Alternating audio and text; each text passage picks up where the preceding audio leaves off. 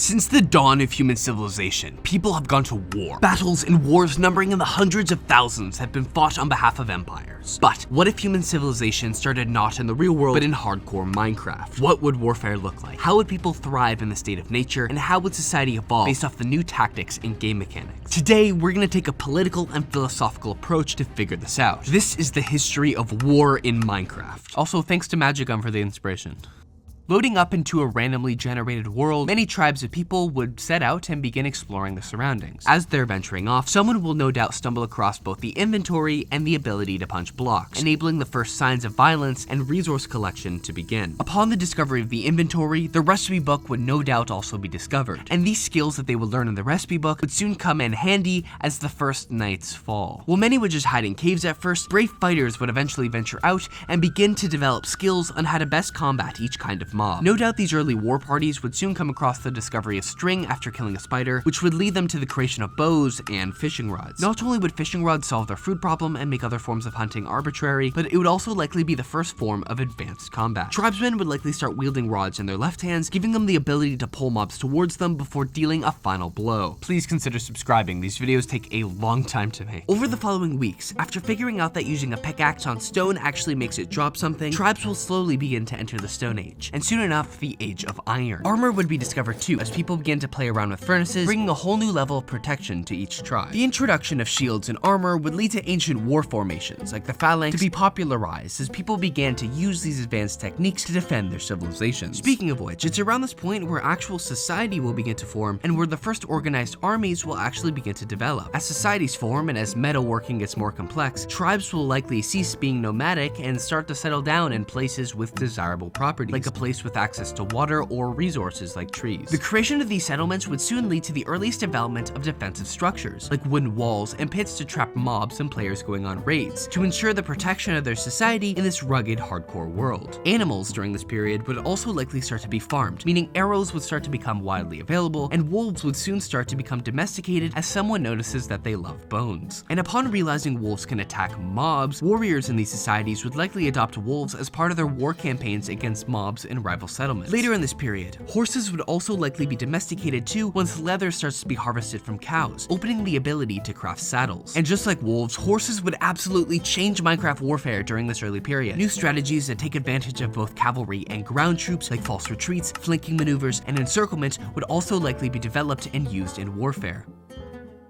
As societies become more safe and as food production ramps up, people will start to become more courageous and start exploring the world around them. They'll venture deeper into the mines of the world, discovering rarer materials such as diamonds, redstone, and lapis for the first time. Obsidian would likely be discovered too, and people back in civilizations would soon realize that this material, combined with diamonds, would create the enchantment table. During this period also, structures would be discovered and explored, like mine shafts, ancient cities, and dungeons, with the most daring explorers taking these on. On the surface, for the first time, villages would also be discovered. The inhabitants here will not only be a catalyst for facilitating trade across the world between civilizations, but they'll also advance discovery through the selling of special maps. All of a sudden, explorers will venture out and bring back to their civilizations items and tools that will revolutionize and transform the way PvP is conducted, like totems, which essentially give the user a second life during battle. Weapons like tridents would be collected from ocean ruins, and when combined with enchantments like loyalty and channeling, cause certain armies to absolutely dominate the battlefield. Alongside them, we may also see the introduction of maces during this period, as people start to overcome trial chambers. Combined with enchantments like density would cause the mace to become extremely useful, taking out boss mobs like the warden and leading officials of other armies. Also while exploring, people would likely come across ruined portals, leading to the creation of the first nether portals in multiple civilizations. Warfare tactics in the nether would have to be completely reinvented, considering the rough terrain and the new mobs that they would face.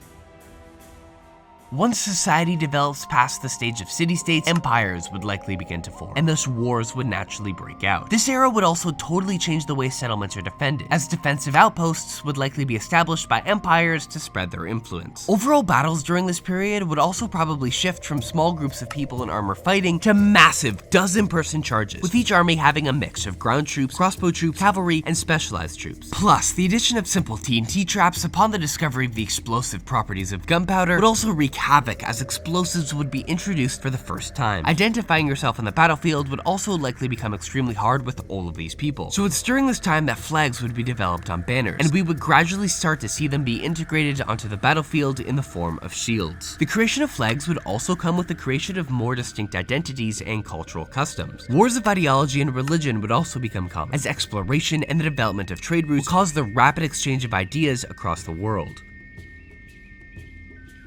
Likely, after some time of empires growing and expanding, society will collapse and warfare techniques will regress for a little bit. However, since people in hardcore Minecraft can't really die of old age like we can in the real world, I believe this period would be much shorter and rebound would happen way faster. Eventually, as kingdoms begin to rise in power, the world will enter the Age of Rebirth and Renaissance. In the Nether, forts and settlements would start to become more important than ever as cities and nations start to develop potions and potion brewing for the first time. Strength, swiftness, jump boost, and others would transform the way cities are both protected and what strategies are employed on the battlefield. During this era, people would start to look towards contraptions and traps as a ways to one-up their enemies, like TNT cannons, other early redstone, dripstone traps, and the use of firework crossbows would change the way that these cities were actually defended. These new kinds of traps and the introduction of cannons would prompt star forts to be created as they were in the real world. In fact, the use of firework crossbows and negative splash potions would probably cause the abandonment of horses and the introduction of trench warfare and the first major world wars, because digging underground is really the best way to combat against these kinds of traps and explosives. Eventually, as periods of war subside, industrialization would begin. We would also see netherite be discovered in the nether and brought back to the overworld on a large scale, prompting more innovations in arms. To combat netherite armor, this era would likely see the emergence of redstone engineers, as complex contraptions really begin to shape the way war is conducted. TNT dupers and flying machines, walking mechs, tanks, automatic item sorters with the copper golem, automatic crafting, enderpearl stasis chambers, anything you can think of, including happy-gassed airships. While they are slow, happy gas legitimately would transform the way items and people move around the world, and they would largely act as Minecraft's equivalent of planes. Therefore, they would also be used on the battlefield, dropping boats full of creepers on unsuspecting enemies. Meanwhile, back in the Nether, Eyes of Ender are being crafted, leading to nations finally discovering the Stronghold. Not only would the opening of the End Gateway lead to the discovery of the Dragon Egg, a relic to be fought over, but it also would lead to the discovery of the Elytra, which I believe would be quickly introduced into industrial combat with Elytra rocket mace combo attacks. No doubt, with the entry of Elytra rocket mace combo attacks onto the battlefield, more world wars would probably start, causing a rush of power-hungry nations to train soldiers en masse in this kind of PvP. Explorers would be sent as deep into the end rings as possible to gather as many Elytra as they can find, and encampments would probably be built out there, turning these world wars into multi-dimensional ones. But once multi-dimensional war settles, seeing the destructive nature of modern PvP, an arms race of maces, Elytras, and netherite, alongside more colonialism in the Nether in the end, would probably take place in a Cold War type scenario. The outposts in these dimensions, as they rise in importance due to mining and Elytra searching, would probably begin to vie for independence from their overworld nations to varying degrees of success. And that brings us to now. I truly believe that if civilization were to start in Minecraft, given the state of human nature, these trends would remain intact, with the only difference being how our subjects in this state of nature interact with various gameplay mechanics that we don't have in the real world. Thanks for watching. Please subscribe.